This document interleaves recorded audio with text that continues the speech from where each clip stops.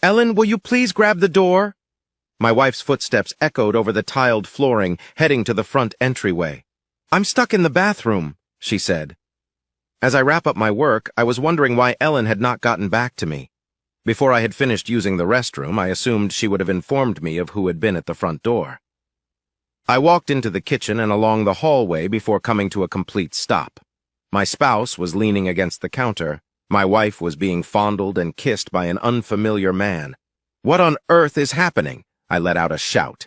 There was a sneer on the man's face as he withdrew, not looking alarmed or horrified at my presence. My discovery didn't even appear to faze Ellen. Jason, there you are, I see. Please get my sweetheart for me, please. Here's a cold beer, she said with a smile, while the stranger looked at me and laughed. All I could do was look at them. As I observed him, my wife stood as if nothing was wrong, her body on display. To my wife and me, the conceited jerk appeared to be in his mid-20s, meaning he was at least 15 years younger, me at 5'11", skinny, and him at 6'3". He had an athletic appearance and seemed more than capable of taking care of himself. In actuality, he was very confident, and showed a good lot of arrogance with the smirk on his face. His golden hair was curling and draped around a tanned, smooth face. He was clean-shaven except for a small stinger below his bottom lip. He was staring at me with soft hazel eyes, presumably assessing my capacity to deal with particular situations. He gave no indication that he was anxious. He leaned back against the counter with a nonchalant demeanor, taking care not to sag into his beige pants that peeked out from under his expensive-looking gray sweater. Yes, Jason, I would really enjoy one that's icy and frigid. I'm grateful. When you make love to your wife, a strong thirst arises. If Ellen hadn't told him I was non-confrontational, she probably wouldn't have to worry about how I would react. I doubt that this scumbag would have been so composed when I walked into their little love fest. Ellen had good reason to think that I wouldn't take any action. I tend to be quiet and reserved most of the time, for the 6 years of what I believe to be a loving marriage. At least, that's what she's known about me. With a smile, I asked the prick whether he had a favorite brand. I'm serving up several different beers. Ellen, sensing my tone, blushed a little bit. No, not at all. Took me by surprise. The arrogant scumsucker laughed. Pushing past Ellen to get a closer look at the jerk, I opened the refrigerator after stepping past the two of them and reaching in to grab a Sam Adams. Consider a Sam Excel. Hell, he was never allowed to complete his sentence. The alcohol was already dripping inside the front of his jeans, which I had previously opened. I had seized his belt and pushed the bottleneck well into his slacks before he could respond. What a bitch your son is. I gave him a hard kick to the crotch and was satisfied with the sound of broken glass as he yelled, both hands occupied attempting to free the beer bottle from his britches. He let out a scream as blood started to seep into the folds of his perfectly ironed beige slacks. I opened the front door and hurled the whiny piece of crap out of it, literally, after grabbing a mouthful of blonde locks and yanking it out of the kitchen and into the foyer. After going back to the kitchen, I picked up a dish towel and pulled Ellen out the front door, her face now plastered in horror. I told her to take her lover to the hospital while shoving her handbag and dish towel into her hand. This was such a sad accident, I muttered to Blondie as I leaned down to speak to him. I best hope no police show up or I'll get the job done. Know what I mean, shithead? I kept complaining and never asked his name, so I grabbed his hair and said it again. He nodded fiercely this time and said yes. I thrust him towards my spouse, observing her stunned expression for a change, and proceeded to enter the house once more. I heard a car start up and drive away a few seconds later. My body was trembling by now, shocked not just by what my devoted wife had attempted to do, but also by my own response. As previously stated, I'm not a violent man by nature, but there was a period of time when I had a reputation for having a short fuse and having really violent outbursts. Ellen was 39 years old when I reached my 40th birthday last month. During that time, we had been married for over 6 years. I didn't disclose my past to her. I never talked about the times I was just a street thug trying to make ends meet as a young child in Little Cuba, even though I grew up in Miami, Florida. My father was slain in a bar brawl when I was 12. Later on, I learned that a Cuban national became enraged upon believing my father was attempting to assert dominance over his girl. The girl informed the police that all she had wanted for was a cigarette from my elderly father. Up until the Cuban friends came up from behind and stabbed my dad in the back, my dad held his own very well. This left me with my mother, an Irish beauty with red hair. Her loss of my father was profound. Even though we were already on the verge of starvation, my father's passing had left us with no income. She took a job as a stripteaser and was making a respectable living until one of the patrons became overly amiable. The alcoholic was dealt with by the bouncer, but as she was leaving later that evening, the drunk had been waiting for her and had beaten her to death in a nearby alley. She lay there in that dirty, rat-infested alleyway, dying until one of the numerous vagrants discovered her in the morning. It was too late by the time the police and paramedics arrived. At the time, I was 14 years old. My mother's brother and new uncle, Sean Hennessy, was located by social services. I had no idea that I had an uncle. My mom never mentioned him. It turns out that the tavern where my old grandpa was killed was owned and operated by him. Sean hesitantly welcomed me in. Aside from making sure I attended school, he never asked me to call him uncle. I never did. He never tried to meddle in my affairs. I once questioned him why he was never brought up by my mother. I was usually getting into fights and losing, so Sean just glanced at me and remarked, "Some things are better left dead," before turning to walk away. I was also rather large and had a short fuse. Sean eventually showed sympathy for me after our most recent argument, saying, "Jake," Sean always called me Jake. "Life is a cruel joke to laugh at. Use them to learn how to survive, with his fists raised. Yes, you can use a gun or a knife, but the knife can be lost. Moreover, a gun can only contain so many rounds. However, there are things you never lose. I'll impart fighting skills. However, making it through the streets, that is ultimately up to you. And instruct me." He completed the area of Miami where we were living quickly filled with Cuban exiles, the majority of whom had been freed from Castro's prisons. I quickly discovered how to use my fists and strong anger to keep alive. I became well known for being a competent street fighter very rapidly, and I soon started participating in unauthorized bare-knuckle fights. These days, it's known as cage or extreme fighting. I spent the most of my adolescence in juvenile justice, and by the time I turned 19, I was one mean badass. I was eventually able to leave the place thanks to a police officer, of all people. I was taken into the closest Miami-Dade County Sheriff's Office at the age of 22 after engaging in combat. Deputy Hartman, the police officer who nabbed me, sat me down in a little room and just looked at me.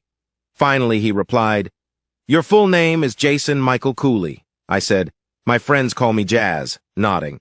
"You don't have any friends, Jazz?" He chuckled. I nodded as I observed the graffiti on the walls. "I have a proposal for you, Jazz." "Curious?" I turned to stare at him, not saying anything. "Look, I got you for mayhem and assault with a deadly weapon, which is your fists. You completely destroyed that other piece of filth. We were fortunate to find the year for you." Yeah, I know it was self-defense before you even said anything. It's self-defense at all times. However, that won't work this time. You are now an adult. From now on, adult detention will replace juvenile hall. What then are you saying?" I inquired. It took him a minute or two to study me before he said the one word that made me chuckle. "You have to be kidding, Marines." "The Marines?" "Not in a manner. Jazz, just give me a listen. You're strong, intelligent, and well-versed in survival in an unfriendly town. The U.S. Marines are the ideal tool to use all that aggressiveness on. Furthermore, I can assure you of where you will wind up if you don't give this some serious thought." "Where is that to, big deal?" I sneered dead. "What now? Everybody dies in the end. You would be aware of it if you knew anything about me. Jazz, I am aware of your mother and your elderly man. I've also talked to your uncle. It doesn't have to be that way all the time. I understand that you had to grow up on the streets and have witnessed some horrible things. You have the ability to succeed. Consider it throughout your incarceration." After the 3 attempts on my life in the county jail, I did give it some thought. Looks like the Cubans learned that I was the main enemy. Perhaps it was because one of their guys was the one whose ear I ripped off and almost beat to death. The next thing I know, I'm trying to avoid the razor wire above my fat butt while slithering through warm, viscous mud. While I crawl to the other end of the training pit, charges are detonated and bullets fly by. in the vicinity of Beaufort, South Carolina, on Paris Island. I was thinking to myself, what the hell did I do at the first of 3 boot camps when I initially joined the Corps? I had several years before Nam again, so I had no big commitments to worry about. Didn't imply I was never given the opportunity to fight. I ended up being stationed at the U.S. Embassy in Germany. I had one big altercation with some friends while I went bar hopping in West Berlin during my stay there. Our most recent visit was to a neighborhood subterranean beer bar that was dominated by some very large cars. I suppose that during World War II, the beer hall served as a bomb shelter. We were pretty soused and ready to fight by now. Picking a quarrel with a local didn't take long. He must have weighed at least 275 or 300 pounds and was a large man, standing at a height of about 6'5". He and his little Nazi friends, who don't really like the name Nazis, disliked us right once and began uttering meaningless platitudes like how the commies will take over the U.S. and it's too bad the Soviets didn't kick our butt in Cuba. Well, of course, there was a fight. Upon the arrival of the German police and MPs, my close friend Herr Hindenburg and his associates had already vanished. When I got back to the base, I had to answer to charges of fighting, causing disruption, assault and battery, malicious damage to property, and a few other military offenses for behavior in front of the mast. I spent a few days in the brig prior to the arrival of my commanding officer. All he asked was if I would be willing to fight in a ring. Respected, sir? Yes, sir. Hell yes, I replied. Over the next few years, I turned into a kind of a service legend. Sure, I lost a couple of bouts, but not a lot. It was in the ring that something finally changed in me. I murdered a man. It was in a Philippine fight. His brain was severely injured when he was struck in the head. Even before he struck the canvas, he was dead. To the dismay of my division and friends, I don't know why, but watching him lay there with his eyes wide but no longer seeing anything gave me the chills. I never got into another fight. My discharge papers were sent to me after I requested them 2 months later. I enrolled at a college in the United States to study technology and computers. Through specialized training, I learned a great deal while in the Corps, but I was determined not to return to my previous life because there was so much more to learn. I earned a master's degree in computer science and technology with honors after 5 years of study. I wasn't employed for long by a renowned and prosperous Silicon Valley, after known as San Jose, California tech company. Despite my success and advancement in the company, I wasn't happy. It was just too limited to work for others. My goal was to launch my own business. Fortunately, 2 other employees shared our sentiments, and after 6 months we left to create KBS Cooley, Bledsoe, and Stearns Tech Research Incorporated. The company flourished. We rose to prominence in the Valley. Our success has been attributed to the numerous attempts by large organizations, many of which you are already familiar with, to first acquire and then target our company. Our business practically took off as the internet grew, expanding by leaps and bounds, and we gained notoriety for our technological innovations in creating technology that increased the information highway's speed. By the time I reached my early 30s, my 2 partners and I were ridiculously wealthy. I chose to travel back to my former hunting grounds in Miami. I was sorry to hear that the deputy sheriff who had transformed my life had passed away from injuries sustained while performing his duties, but I still wanted to see him. Last year, 5 years ago, I did have a meeting with his family. I informed them about his actions towards me and his spouse, Angela. Hartman gave me a hug and a peck on my cheek as he thanked me for coming. Her daughter and her 2 sons embraced me as well. Her daughter Lisa was in her late 20s and was as beautiful as her mother, remaining in her mother's home. After completing her nursing education, she worked as a surgical nurse at a nearby hospital. The 2 lads were younger, a freshman and a senior in high school.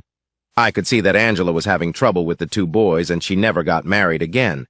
For each of them, I created a college trust along with a monthly stipend for their mother. Although I acted in secret, I'm sure she understood who was providing the funding. I used to get a card every Christmas that included pictures and a letter explaining how the kids were doing. Knowing that I was helping the man's family who had saved my life made me happy. It was now 7 years ago.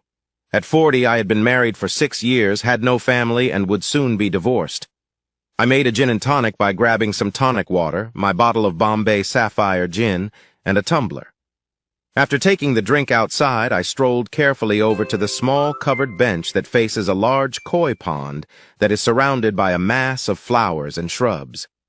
A beautiful waterfall was created by a steady stream of water that cascaded over multiple large stones and fed the pond. The vibrantly colored fish relaxed beneath the pond's diverse ecosystem of lily pads and waterflowers.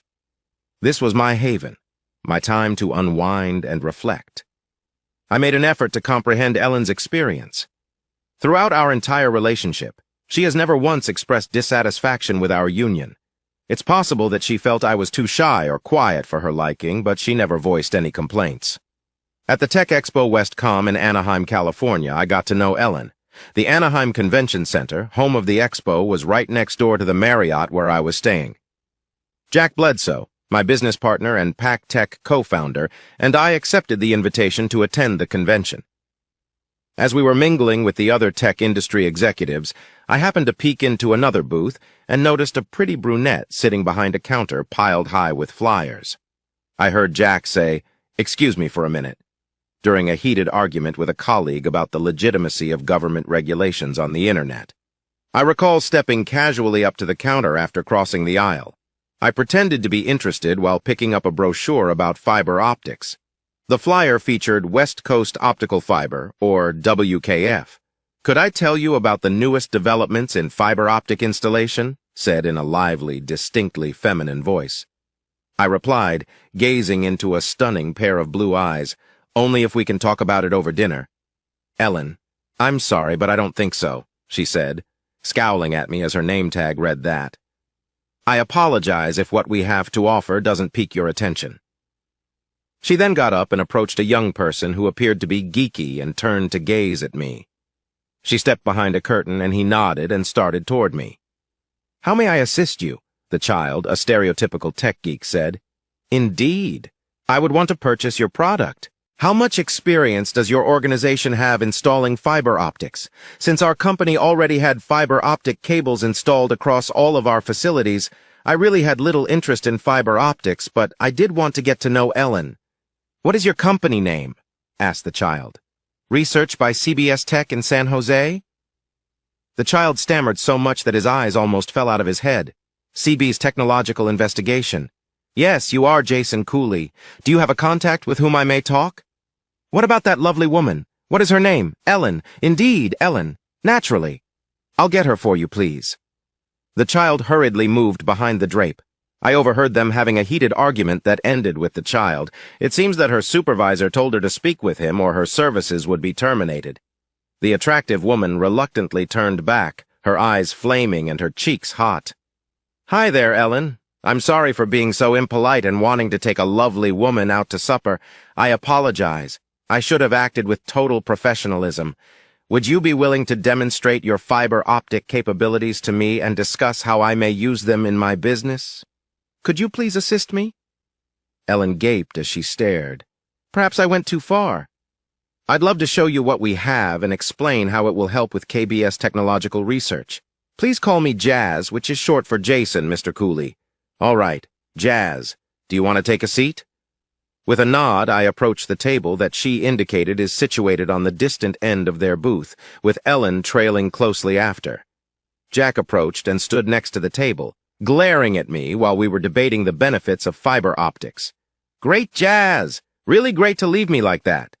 "Hey, I didn't travel far, so I see," I remarked, laughing. "Hi there, my name is Jack Bledsoe. I apologize for forcing you to meet my associate, Jason Cooley. Jazz, why are you in this place?" I attempted to give Jack a nonverbal cue with my eyes. She didn't really need to know that PacTech had fiber optics installed already. The man had no idea what to do. "We're knee-deep in fiber optic wire already, Jazz." When he finally understood, he halted mid-sentence. "All right, perhaps an update would be helpful." Ellen gave me a look. She yelled, "You are such an asshole!" with anger. For the past 30 minutes, I have been babbling non-stop on the many benefits of fiber optic technology and how it will help your business. You really are a big asshole. It's already with you. "Excuse me," Jack said, licking his lips. I had to find a tree shredder nearby and quickly back away. I glanced at her, attempting, albeit with little effort, to look appropriately reprimanded. "I'm sorry. but I really wanted to meet you. You truly left me with no option except to use deceit. Allow me to apologize to you and treat you to dinner." Ellen was still giving me the evil eye, but then she grinned. "All right. When and where?" I became wary now. "What about the Cheesecake Factory, which is around 7 miles away?" "All right, I'll see you then." With a smile, I got up. I grabbed her hand and said, "That's great until 7 o'clock. I am excited to see you." Ellen grinned, but something about the sparkle in her eye bothered me. When Jack came to my room at 6 to ask if I wanted to have supper, I told him that I was already scheduled for that evening. He asked if it was the woman from the exhibition, and I heard him giggle. "Yes, she is supposed to meet me at 7 o'clock at the Cheesecake Factory. Jazz, best of luck. You're going to need it." After chuckling, he hung up. He might be correct, I considered. I got ready and left at 630, looking my best with a black t-shirt, a tan corduroy sport jacket, and white Classic C Reeboks. Yes, exactly. I was prepared to shine. It took me almost 25 minutes to get to the entrance where she finally showed up, accompanied by 5 people, including the G-child. I sighed, realizing why she had accepted my invitation to dinner with such ease. The child said, "Mr. Cooley, please allow me to introduce my staff and begin to present each of his people," referring to Ellen Covey in particular, the woman I was most curious to meet. With a playful tone, I said, "Nice to meet all of you. Call me Jazz, please. I've set up a table for us." With an evil glare at Ellen, I added, "Let me make sure it's large enough." She grinned as she turned her lifeless green eyes on me. I came back and declared the table to be ready. The evening went very well, actually. David Bellman was a young man with a great sense of humor who kept the rest of us laughing. David and his group thanked me for a great evening and departed to somewhere unknown after I paid up the tab. "I would like to express my gratitude for your kind hospitality." When I turned around, I saw Ellen standing behind me, her lovely face transformed into a naughty pixie by a sly smile. "Right now, I want to apologize. When you invited me to dinner, I knew you were only thinking of me, but I told everyone else they were all welcome. Jazz. They were ecstatic to meet you and learn more about your business. I appreciate your understanding. Do you pardon me?" All I could do was shake my head and giggle. "No, I doubt I will ever be able to forgive you." When she looked surprised before realizing I was merely funding her, I chuckled again. The remainder of the evening was spent exploring downtown Disney, a little tourist area complete with stores and eateries. I called a cab to drive her to her hotel after we had a few drinks at the House of Blues. "Where are you now lodging?" she said. I asked at a little motel next to the convention center, but she kind of hoped I would get a peek at the Anaheim Marriott. She looked back at me as I stared at her. Then she leaned in to give me a kiss on the lips. She added softly, "That's for being a good sport. I want to show you more of your room since you gave me such a great evening. Well, if you so choose. Ellen." As I assisted her into the taxi, I remarked that I couldn't imagine being with anyone else. We got married a year later. My best men were Jack Bledsoe and my other partner, John Stearns. David Bellman, the young man, was even asked to be one of my groomsmen. I firmly believed that we were still deeply in love. I drank my 4th glass of gin and tonic 6 years later and looked up at the starry sky. It was time to go inside, I decided. I must have sat outside as the phone rang a dozen times. It didn't take a genius to figure out who was phoning. I questioned whether she would have the courage to return home.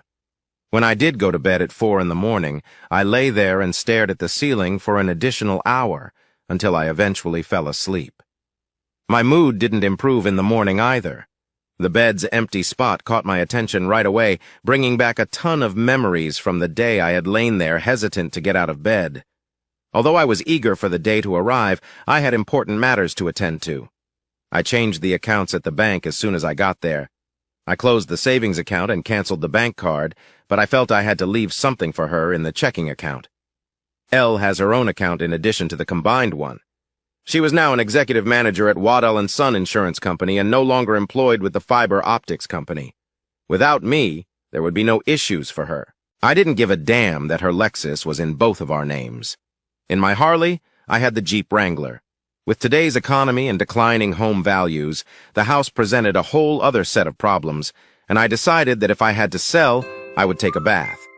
Either I buy her out or she buys me out was the wisest course of action. I called after I got to the office. "Matthew, please bring my lawyer." After I gave Matt the rundown, he still didn't seem to be buying what I had attempted. "Come on, Jazz, there has to be a reason why she lost her temper like that." "Matt, I'm clueless, to the best of my knowledge. Till yesterday's terrifying experience in the kitchen, we seemed like a terrific team, and I need to learn more. A gap with her? Do you know who he is?" "No, however, the Mercedes' license plate number that was parked in my driveway was mine. Please give it to me. For now, I'll have it looked into. I will begin the documentation. Jazz, I think you should speak with her. You must ascertain the reason." "Matt, I'm not sure. I'm still quite raw from the surprise attack. She genuinely thought I wouldn't take any action. I was going to become a cock because of her." Matt looked at me and shook his head. "You know, you do seem to be the kind of person who is reserved for easygoing Jazz. The shy and laid-back kind, maybe too. Is Ella aware of your past?" Before responding, I gazed out his office window. No. That was something I didn't want her to know, along with my early years and terrible past. I made a concerted effort to ignore everything, including killing that man. Matt sighed and said, "Jazz, you know, that was an accident," in a low voice. "You were unaware that he would burst from a weak blood vessel. Had it not been for you, it would have been someone else, and that person would not have been nearly as giving." He was discussing the wife and daughter of the Marine.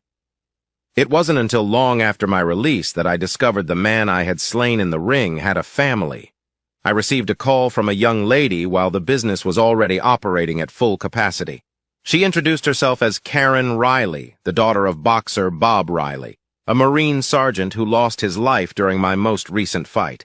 She claimed that she and her mother had never held me responsible for her father's passing and that she wished to see me. Miss Riley stated she would like to make a request of me. "My mother is terribly sick, Mr. Cooley, and she cannot afford. She needs adequate medical treatment, but I can't afford it. Do you think you could help us in any way? If you couldn't or didn't want to, I would understand." Yes, I did assist her. I gave her a big pay right away, hired her on the spot, and supplied both. She has health insurance, as does her mother. As it happens, she proved to be an exceptional executive secretary, or more accurately, a personal administrative assistant. Jack Riley married Karen Riley after she became his assistant. They called their kid Jason Jackson Bledsoe, my godson, in my honor. Perhaps there was a mishap. Indeed, that may have occurred in any case, but it did occur in my case. It was my punch that killed him. I didn't want her to know, so no. Matt said, Okay, I understand," and raised his hands. "I'll go to work on the documentation. Do you want me to follow any instructions or go in a specific direction? Is she permitted to re-enter the home? Were you seeking a protective order?" None of those things had occurred to me. "She can enter the house," I whispered, glancing into his eyes. "I'll be gone for a while, so I don't care. I had to leave this place. Not yet a restraining order." "To what destination are you heading?" "Not sure yet. Somewhere remote and secluded, perhaps in one of the San Juan Islands or even the northern part of Idaho.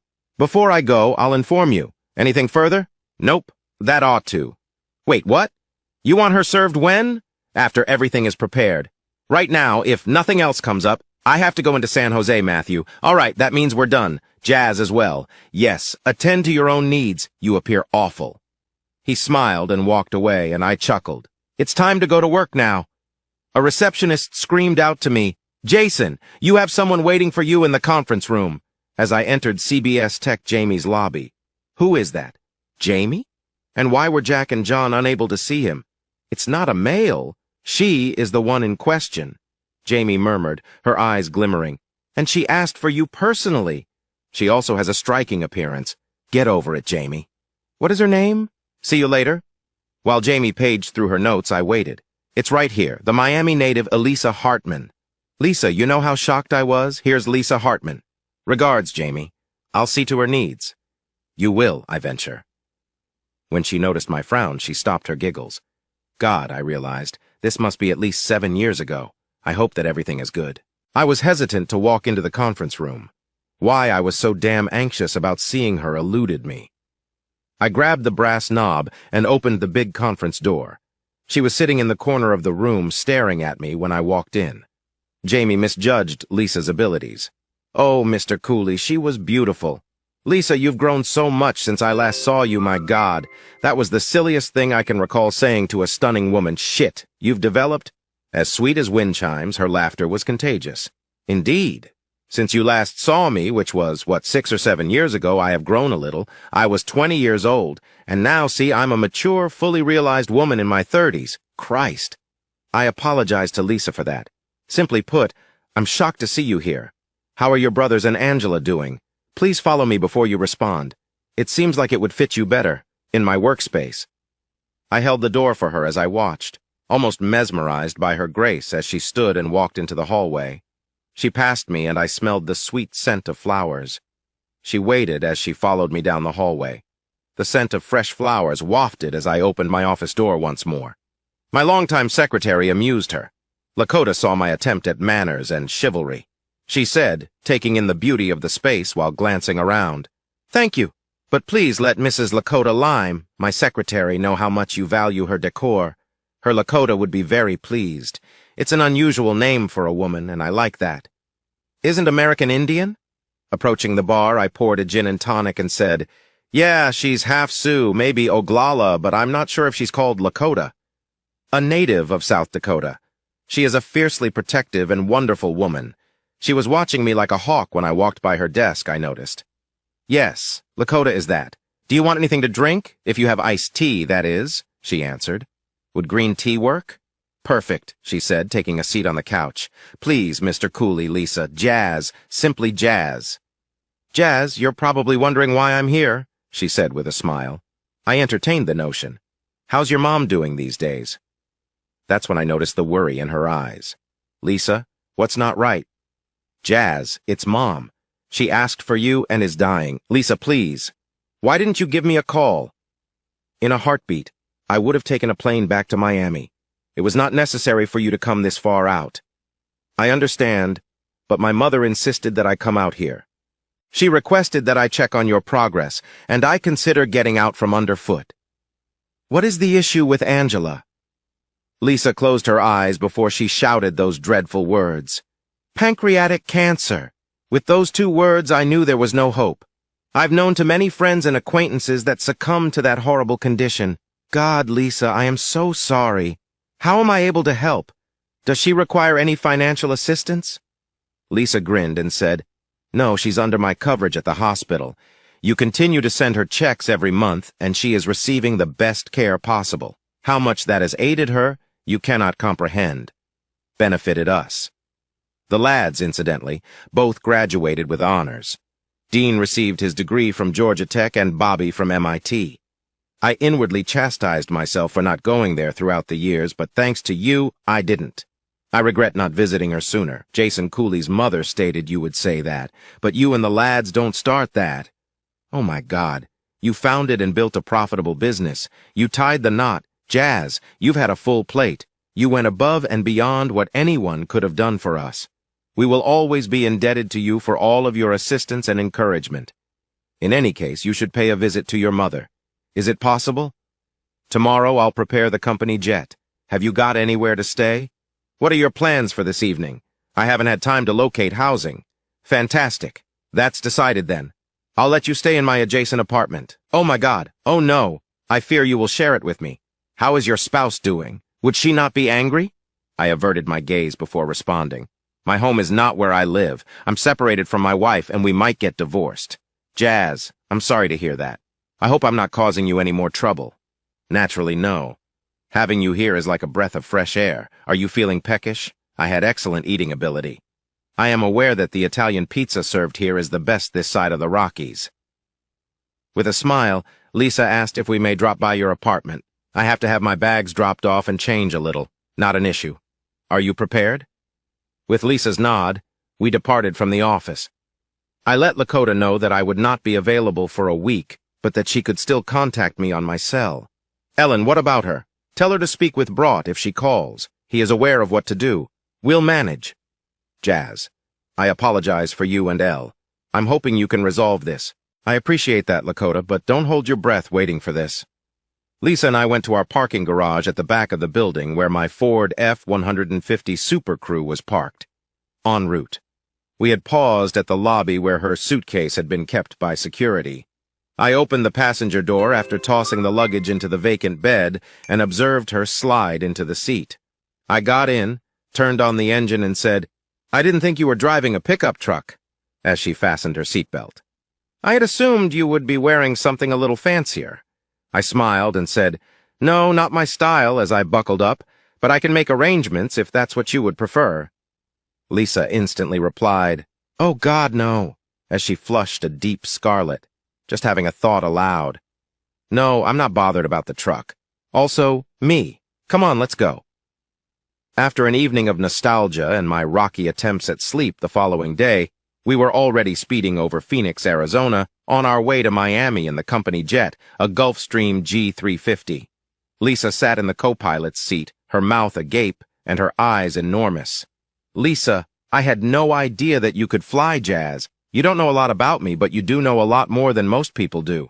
Observing the instruments, I noted that we were traveling at 350 knots, or KTs, and that our cruise altitude was set at 35,000, actual airspeed.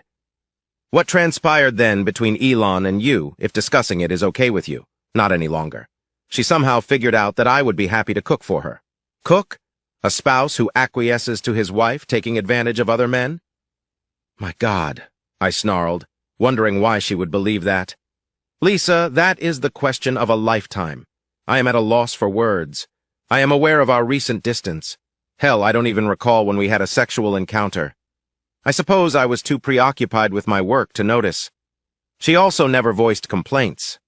I took a time to reflect and attempt to recall anything Ellen had said or done that would have warned me that something wasn't quite right. To me, though, there was nothing. It appeared as though Ellen abruptly chose to dissolve our marriage because I was no longer essential to her. I glanced at Lisa, who was staring out the window, and said, "Tell me about you and the family." "There's not much to say," she turned and said, "following our father's death. Mom found it difficult to make ends meet.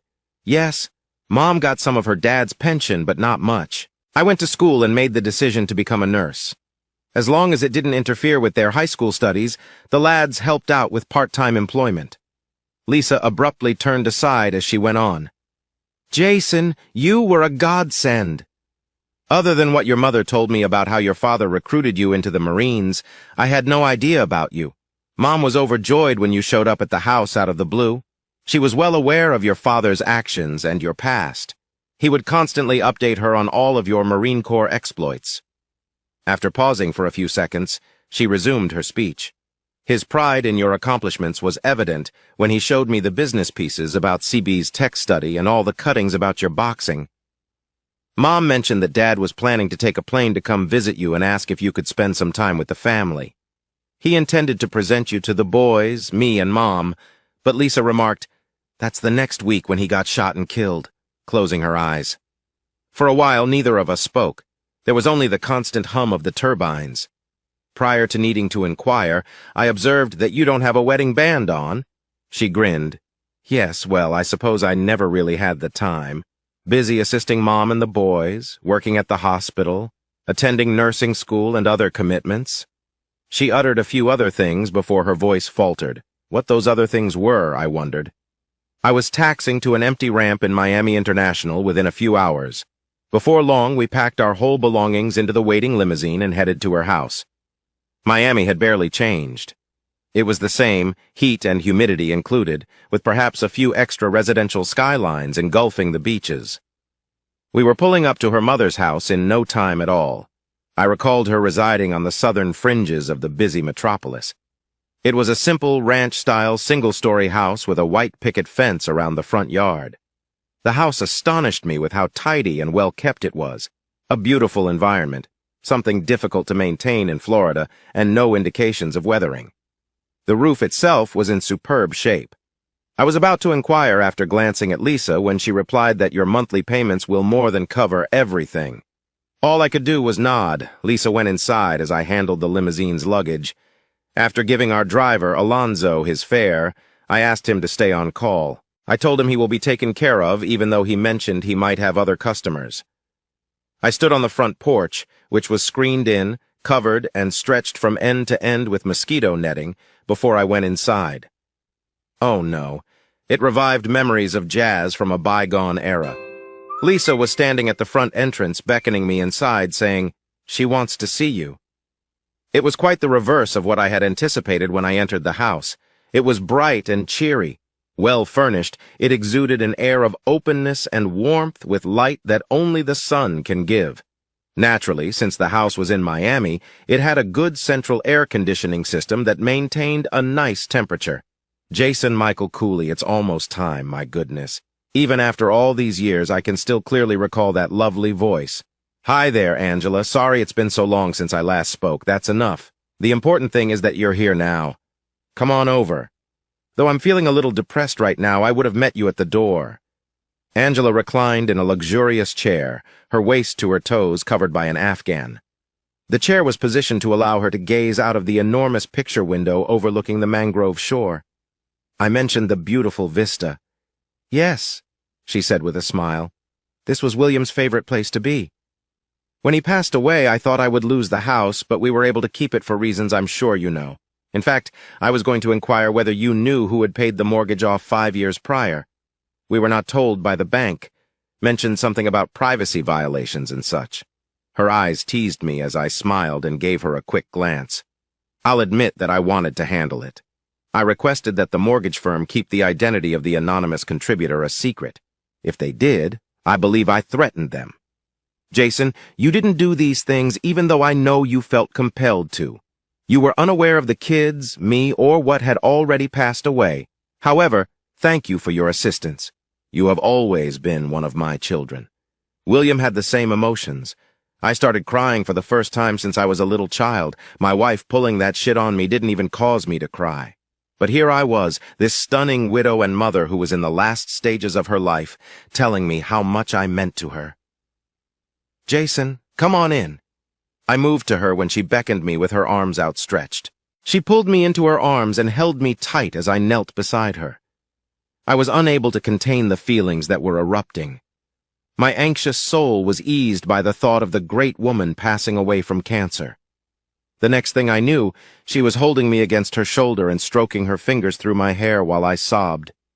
She let me lift my head and look at her after a good 15 minutes, which made me feel better. I nodded, realizing that the past few days' effects had finally taken hold of me. Ellen, Angelina. Recollections of my miserable early years overflowed my senses. I was unaware of how much of myself I was concealing. "I'll arrange for the top physicians to examine you, Angela. The nation's top hospitals as well, Jason. I've reconciled with God. I am aware that there is nothing I can do. Too much of the cancer has spread. Too much damage was done. Jason, if I'm lucky, I'll get to spend more time with my family than the 3 weeks they've allotted me.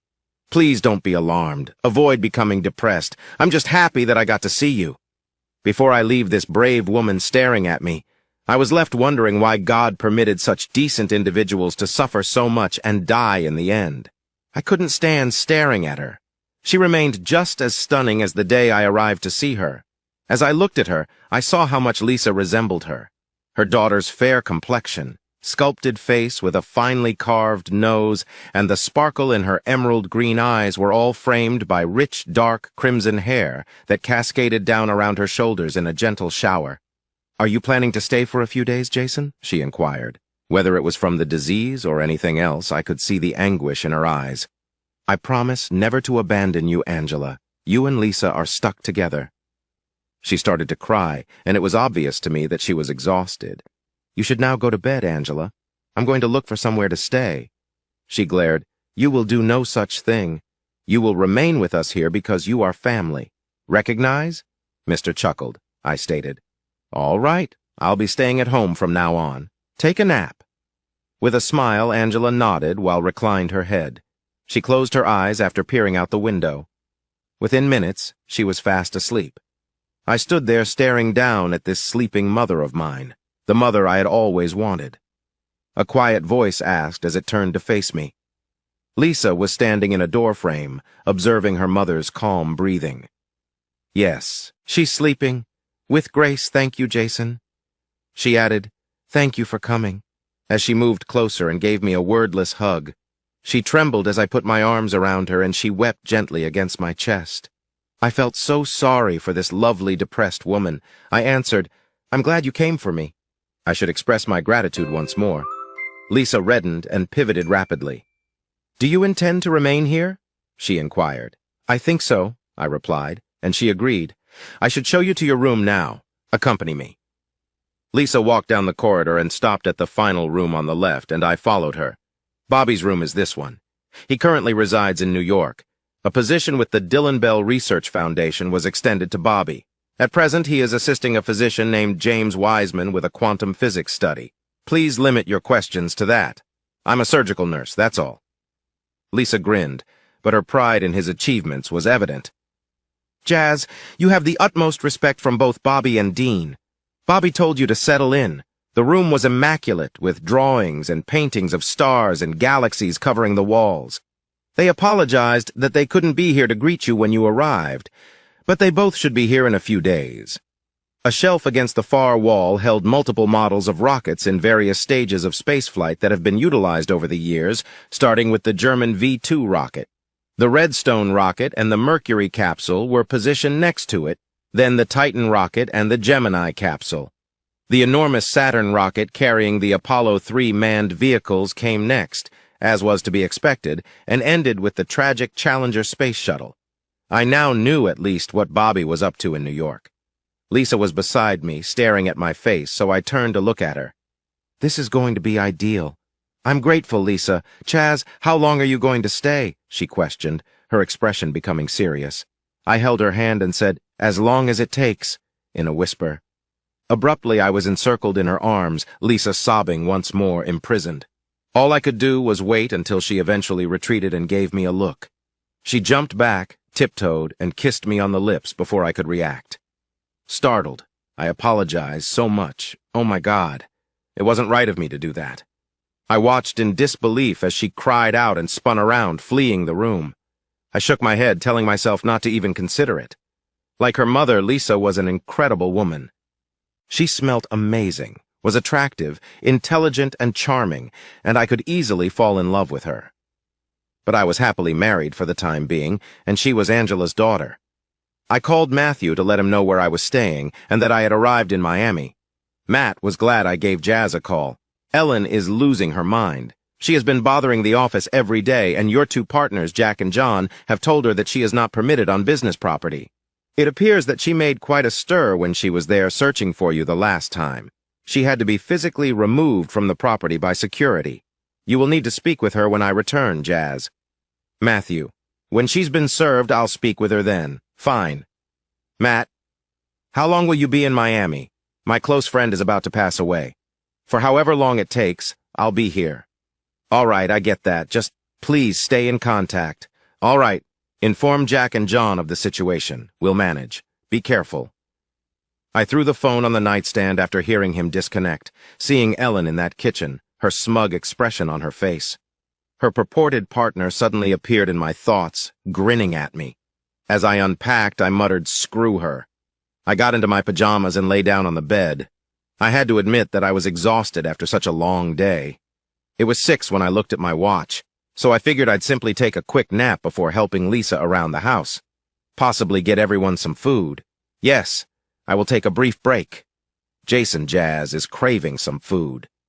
I shifted and muttered, "Yes, indeed. Would you like me to go get anything and bring it back? What would you like for breakfast?" Lisa asked, her laughter audible to me. As my eyes sprung open, I noticed Lisa standing in the doorway, clad in a deeper green robe over her pale green pajamas. For breakfast? What time is it? Her laughter filled my ears with melodies. Foolish. It's 8:30 in the morning. It's time for you to get off the bed. If you're hungry, I have sourdough toast, bacon, and scrambled eggs ready. I was wearing my white boxer shorts and white t-shirt as I sat up. Lisa's face reddened several colors as she caught me staring at myself. I browsed through your belongings and discovered a t-shirt for you. You may keep the shorts, I decided. You look so uncomfortable and were clearly out of it. I removed your garments for you in a way. Remain calm. It wasn't a huge deal because I've assisted innumerable patients. I must have been quite exhausted, hey? I just took a quick nap before helping you with dinner, is all I can recall. Lisa grinned and pointed out to me once more how cold breakfast was getting. Bobby's closet contains a robe. You should be able to wear it. She pivoted and vanished down the corridor. Lisa was busy chopping food and setting the table when Jazz entered the kitchen. "How about Angela?" he inquired. Lisa peered inside. "She's currently asleep. It's something she does often." He gave a nod. Was going to enter the kitchen when Lisa commanded him to stop. "You take a seat." Jason smiled and took a seat, seeming to be reprimanded. She chuckled, then quickly placed 2 slices of toast and a plate full of scrambled eggs and bacon in front of him. "Where's yours? You won't be eating by yourself for very long." Beside him, she was devouring her bacon and eggs with the fervor of a forester. "You can eat, my God, you woman!" She blushed as she looked up from a mouthful of eggs. She stammered as she found it difficult to swallow the meal. "I apologize for it. I suppose hungry." Observing her slender figure, he questioned where she had placed it. "Where are the food, sweetie?" cried out a fresh voice. A young man with a red head stared at the food on the table in shock as the kitchen door suddenly swung open. "Dean, calm down. Is your mother asleep? And last night, where in the heck were you? You were aware that Mr. Cooley and I would be at home." "Oh my God. I apologize, Liz. If you understand what I mean, I had a really significant engagement." After giving me a wink, he walked over to the kitchen counter and picked up a dish. After finishing his meal, he sat down opposite me in the chair and held out his hand. "It's nice to have you here, Mr. Cooley," he said. "Jazz, simply Jazz," I answered, shaking his hand. Squeezing a piece of bacon between his teeth, he muttered Jazz. He looked at Lisa and said, "How is your mother doing?" Though she's improved, seeing Jazz made her feel especially happy. "Admit it. How come? Or with whom was your particular partner?" "Cindy is her name. Something sultry from the pink poodle." "All right. Really very excellent." As he chewed his food, he smiled. "In any case, she asked me to visit her home so I could see her sketches. Her sense of lines and curves is superb." Lisa groaned and rolled her eyes, saying, "God, Dean, you're such a pig." Chuckling. In between bites, he muttered, "Yes, Dean, isn't it wonderful? I am aware that you earned a doctorate and honors from Georgia Tech. What are you doing right now?" He shook his head, keeping quiet for the time being. "I wanted to go home with my mother and take a break. Who knows then? I may have something in California for a man with your kind, if that's of interest." "California," I uttered. "That may need some thought on my part, though. For what duration are you here?" I gave him a quick glance and asked, "For how long?" He nodded, still staring. His eyes were sad, and I could see it. "Jazz, I'm grateful for that. It will have immense meaning for her. You've always been to her like the lost son. Which means you're my brother, by the way. Sadly, Lisa, your sister as well." Lisa gave him a backslap on the head, and he let out a cry. We ate our breakfast, and then Lisa and her brother got to work clearing the table. Angela remained dozing in her recliner as I entered the living room. To shield her shoulders, the same Afghan pulled up. I watched her from the couch. I considered Lisa and her brothers, who had lost both their mother and father. It wasn't fair, for heaven's sake. Why was I not able to accomplish more? This lovely woman, this family. It was only when her hand softly stroked my shoulder that I realized I was crying. Lisa said, "Come with me," in a whisper. I stood, and she took my hand and dragged me out onto the balcony. She pulled me out onto a little elevation where I was protected by a canopy of hanging palm fronds. She kissed me and pulled me up against a huge trunk, her mouth pressed close to mine. When it was done, she withdrew and gently dried my tears. Lisa admitted, "I've wanted to do that ever since I saw you walk through those doors in that meeting room. Sorry, Jazz, but your wife is a complete moron. If I strayed, I apologize. I never allowed her to complete." I embraced her and gave her a kiss. Lisa was melting in my arms. Her lips reopened the passion I'd suppressed. Her lips, hair, eyes, everything about her captured my heart and spirit. I was reluctant to part from her. I wished that this moment would never end, but at last pulled back, gazing into her enthralling eyes. "Perhaps this isn't the right moment, Lisa. We are both going through a very difficult moment. My wife, your mother. All I want is to avoid hurting you. I believe that I am falling for you." She looked as though she might cry as she spoke. When you came to see my mom for the first time 7 years ago, Jason, I fell in love. I could never shake the memory of you. I was heartbroken to discover that you were married, but I will always remember you. I flew out to see you in order to tell you about my mother. I had to come see you. I was aware of your marriage. Pardon me, please. Lisa, there's nothing to forgive, my God. All I wish I had was to know you prior to meeting Ellen, but do bear with me. I have to know what transpired between Ellen and myself. I must find out what went wrong, to give her over to another man's arms, to think I would be open to doing so. The rest I was unable to say. I recognize. Just be aware of this. I'll be here no matter what you decide. Recall that. She gave me another kiss after I nodded, this time just a quick lip kiss. Smelling the sweet scent of lilacs, I held her and buried my face in her hair. What was wrong with me, God? I held this remarkable woman in my arms, and I had to stay loyal to Ellen until I found out what had happened, whether or not our marriage was over. I still had feelings for her. However, her actions and attempts had shaken my affection and faith, and I had to find out why. When we returned inside the house, Angela was awake and grinning to see us. She said, "My lord, you two look like you belong together."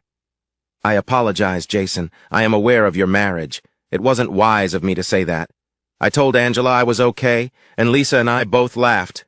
She and Lisa would always hold a special place in my heart. For the next 2 weeks, Lisa and I avoided each other like the plague. There was a noticeable tension between the two of us that Dean noticed. He would occasionally nod and smile at Lisa. I once overheard the two of them conversing in the kitchen while I was standing in the hallway. Dean said to Lisa, "I would be proud to have Jason as my brother-in-law." "I would too," Bobby remarked. A week before, he had returned home. "Hey folks, he's got a wife. I refuse to be that other lady. Recognize?" Though I didn't hear their response, I could hear footsteps getting closer, so I pretended to be walking down the corridor. Dean said, "Hey Jason, I feel your ears burning. We had just been discussing you. Unfortunately, bro, you're already taken." Lisa shrieked as she ran around the corner, salivating over Dean, and swinging a spatula like a cop with a billy club during the 1968 Chicago riot. Chased by hounds, her brother bolted out the door and down the beach like a fox. Lisa is pursuing her. I heard someone laughing in the living room, and Bobby and I were laughing so hard we were rolling over.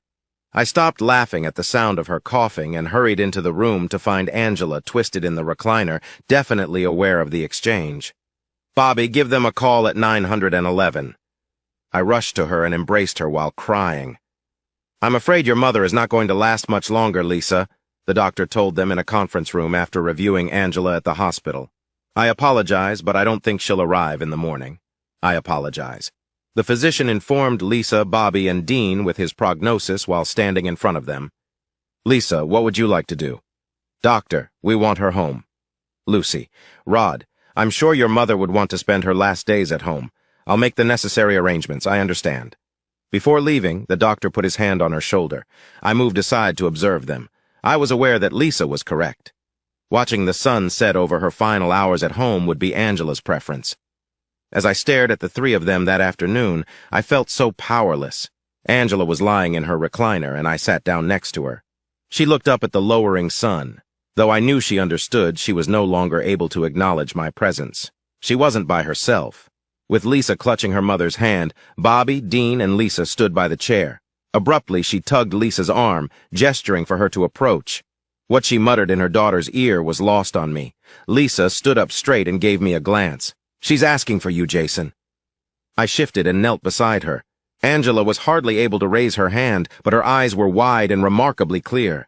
I leaned forward as she called me to her. She could hardly make Jason hear her. "We all have a particular place in our hearts for you.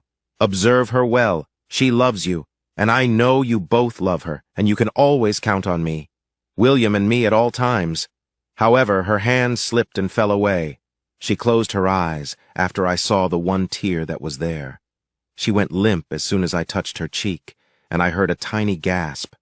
I whispered, "I will always love you, Angela," and started crying. Always. With great gulping sobs coursing through me, I turned to face Lisa and rested my head on her shoulders as I felt her arms encircle me. I ought to have been here tending to each of you more carefully, regarding her. I ought not to have been so unfamiliar. Lisa embraced me and I sobbed. You were in our thoughts and emotions at all times. Our lives would have been so much more difficult if it weren't for you. Never consider anything else. Lisa hugged me when Bobby and Dean went to their mother. I eventually succeeded in taking charge of my feelings. I turned to see Bobby had covered her face with the Afghan she always adored. Dean stood next his brother, covering Bobby's shoulder with his arm. Lisa had left me to make a call to the mortuary's coroner's office.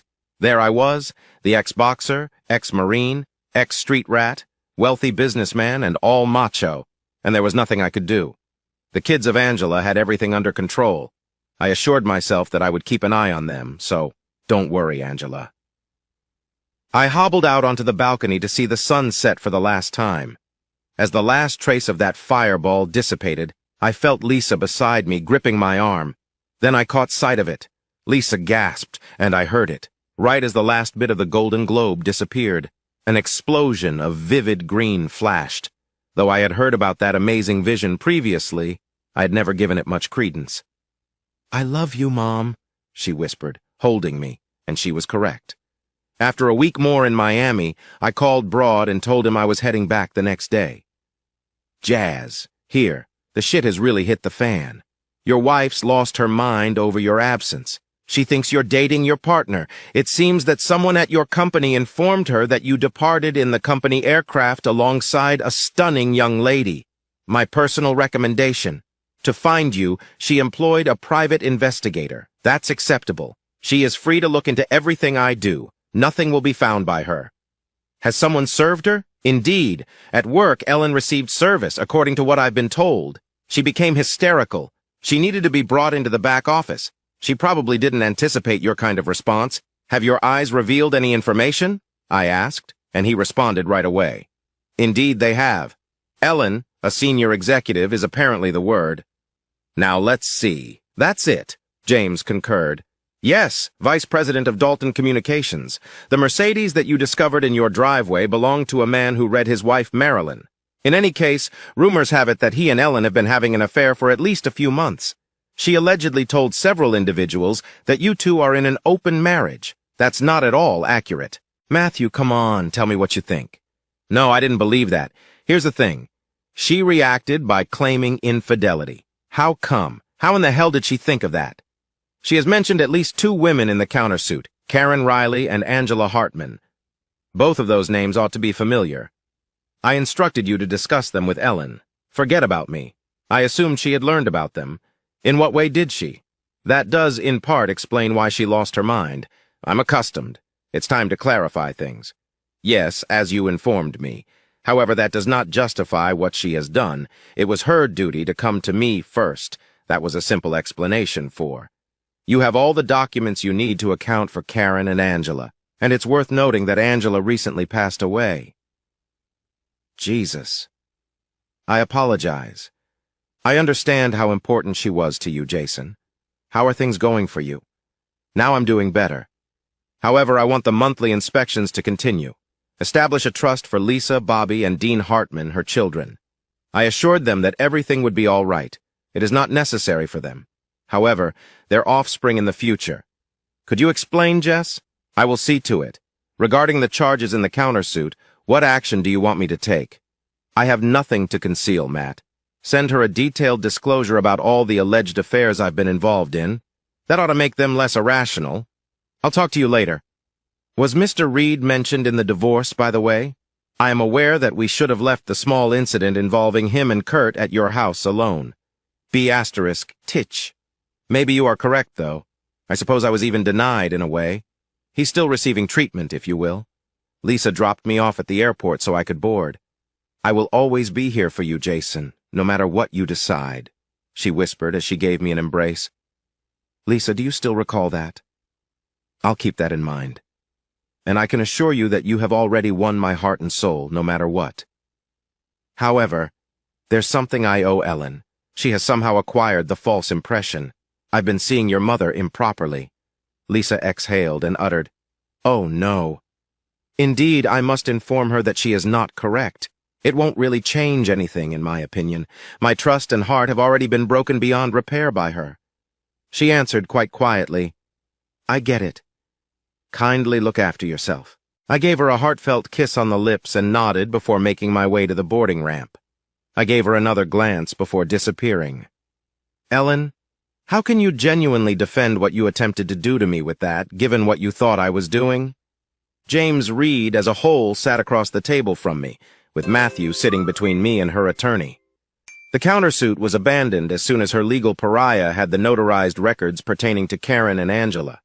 When they found out that I had simply traveled back to be with my informally adopted mother, even the notion that I was leaving with an attractive woman fell apart. It had taken almost 2 months of legal wrangling before we sat together to talk about her dying days with her daughter Lisa. Ellen had insisted during this last meeting that she speak with me before we signed the divorce papers. "I'm so terribly sorry, Jason. To be honest, I assumed that you and those 2 women were involved in a long-term relationship. I was approached by my source, who showed me proof that you had been giving money to 2 different ladies. How could I have imagined that you would love and trust me enough to approach me and inquire about it? That's what you were meant to do, not jump into another man's arms and for heaven's sake not show it off in front of me. Did you really think I was going to change into a willing cock for that piece of shit?" How was the craphead, by the way? Would I say dickless instead? When I said that Elle is still having cosmetic surgery, he cringed. He was fortunate that his testicles were unharmed, although he did lose one, and several glass pieces had to be removed from the area surrounding his crotch. He intended to accuse you of attacking with a lethal weapon, until I convinced him that everything would be revealed. The money and power over him belong to his wife. The business is owned by her. Ellen averted her gaze. I haven't seen him since, needless to say. I assumed that she proceeded with hardly a murmur. "I reasoned that you would see what you made me do with James if Reed came over that day to, kind of flaunt it in your face." She looked at me as though she had never seen me before. I wasn't prepared for your response. Did I really giggle when I heard that it restricted your style? I apologize. I understand how significant he was to you. It wasn't much of a covert affair. At least that's what Matthew discovered during his private investigation, according to what others told me. Except for Jimmy Boy's wife, it appears that everyone at your organization was aware of what was happening. With a groan, Matthew looked out the window. I said, "Look, you chose to believe this so-called source of yours instead of asking me when I made that sign. And Jimmy Boy was the source. I know that. You were unaware that he was actively looking for information about me in order to court you. He simply didn't want to delve any farther. You didn't either, and neither did I. You sprang into his arms without even looking, Mr. Cooley. You have no business speaking to my client in that manner. Ignore, you simpleton. I am fully entitled to speak." But Ellen gasped and sobbed. "I wanted this 304. Jason, please don't." "Hell," I yelled. "You won't know. I never had a chance from you. You intended for this to occur. I believe that you required this to occur. You didn't want to risk the possibility that he might be mistaken about me after falling for that asshole." Standing up, I went to the window and stared out into a courtyard that resembled a park. I turned to her after a minute and pleaded, "Please be honest with me. How did I make you go away? It could not have been what you were told by Jimmy Boy. Was I really such a bad husband? Did I not give you the time and attention you required? Was my bed game lacking? How come?" With tears streaming down her cheeks, she gazed at me. "Jazz, I'm not sure. Please refrain from calling me that. I am Jazz to those I love and who mean something to me. I no longer value you at all." I took a breath and said, "The minute you allowed another man to screw you, you lost that right."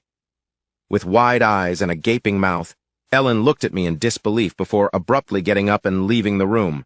Glaring at me, her attorney followed her. Matt responded, "I guess this meeting is over. I'll handle the required documentation and filing. Anything further?" "Jazz?" My angry shout was still pounding my chest. "No, I'm heading to the apartment. If you need anything from me, give me a call." After giving a nod, Matt began putting the papers in his briefcase. I turned around and left. I had no idea where that wild outburst of passion had come from. I believed that was the end of it all. Perhaps, as I had anticipated, I will still mean a little bit more to me.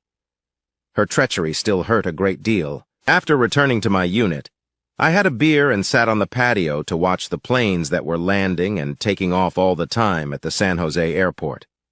Although the airport wasn't too close to be bothersome, I could still see my thoughts constantly straying between Ellen, Angela, and Lisa, even if I still harbored some affection for the miserable woman. My love for her was pretty much killed by her. She was at a loss for words to explain her behavior. I noticed Lisa observing that burst of green emerging from the twilight as she stood on the sand. She was practically a sister to me and Angela's daughter. Lisa was older than her brothers, but only by around 5 years. But how would her father have felt, damn it? Is Deputy Hartman going to agree? Somehow I didn't think so. He only knew me as a street plant, after all. Maybe I wasn't meant to be happy, sweet Jesus. Angela's visage flashed before my eyes, anger in her eyes. Jason? Michael remained calm. You have no right to think that way. You are well aware of the feelings my William, Lisa's father, would have toward the two of you. Lisa is in need of you. You assured me that you would support her. Her image flickered, then slowly faded away. I sobbed and reached out for Angela. With a start, I opened my eyes and scanned my surroundings. I remained in the outdoor lounge chair on the patio. Had I passed out? Was this Angela really real? Back to earth came the high-pitched whine of a 727 taking flight.